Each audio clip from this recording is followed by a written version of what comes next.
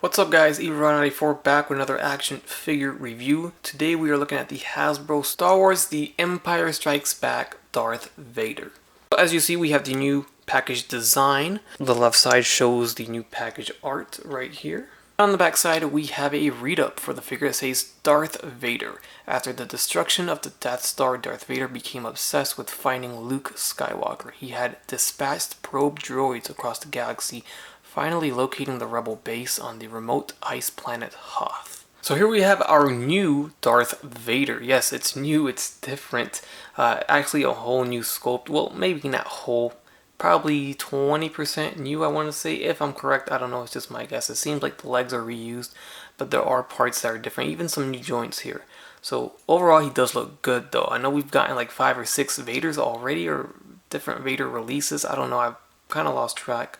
So let me know down below what number we're at here. So this is supposed to be the Empire Strikes Back version. Don't ask me what changed between the movies. I know some things changed here and there. I know he doesn't wear the chain link on his neck anymore, and he did at one point. But the figure does look good. So here's a closer look at the figure, and if you haven't noticed already, because it's the first thing I noticed when I looked at him up close, look at the paint on the helmet kind of like dripping.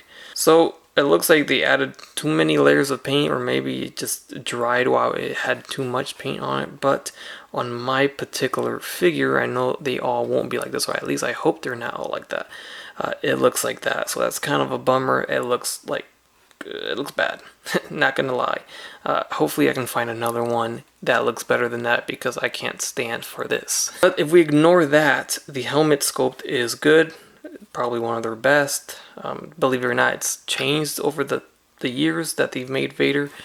There's the side, and then here's the back. Nice reflection there, like it is in the movie. And one thing I noticed is the cloth or soft goods is a nicer material than previous Vaders, so that's nice.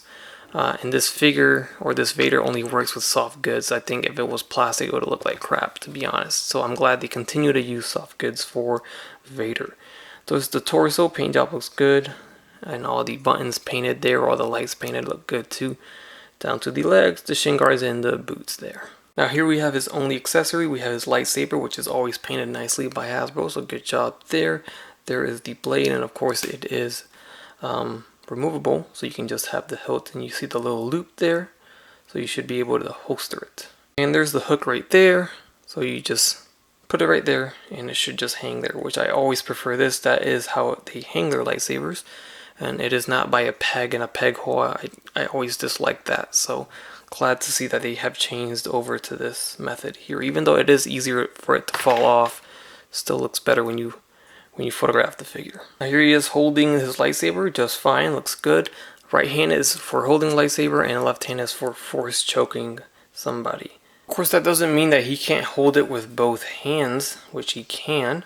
So the head is on a ball jointed peg. He can look up somewhat. The up and down movement's very limited, of course, because of the helmet design and that little neck piece there.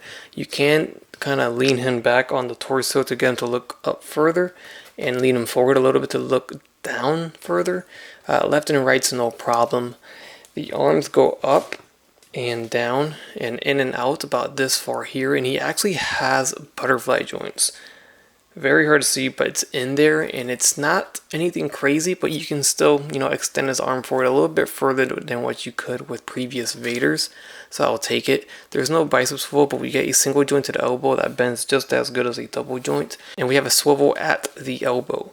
We have a swivel at the wrist with a regular hinge. I had a look there. And then we have a diaphragm joint down below that acts as your waist swivel too. So left and right, forward and back, and a little bit of a tilt there. The legs go forward about this far. They go back down. They go in and out about this far. We have a thigh swivel, double jointed knees. We have an ankle hinge that goes forward and back, and then we have the ankle rocker at the foot. So here is our first comparison. I'll throw in the very first Darth Vader that we got for Black Series. This had the actual chain link here. The cape was very different. I really do like the new soft goods definitely more than that right there. But what this figure did have that they haven't done since is the removable helmet that exposes our Anakin. If I can take it off, there you go. Exposes our burnt an old elderly Anakin from the Return of the Jedi. So they haven't done that since, and I feel like it's kind of overdue at this point to give us a new unmasked head sculpt. Maybe some face printing, something that makes it look good. Although this one does look pretty decent, looks good enough for me. And here we have the most recent one before this new one here. And this, I think, is a New Hope version of Darth Vader. Correct me if I'm wrong, but I think this is the New Hope / Rogue One version of Vader that they released. Again, I think they are using the same legs, of course. I mean, Vader doesn't change much, but he did change a little bit. The torso, upper torso, chest piece definitely is different, and also the actual chest piece right here where the buttons are completely different. So that's a different sculpt. You can also see it's very noticeable that this one had brown eyes or brown lenses, and this one has just black.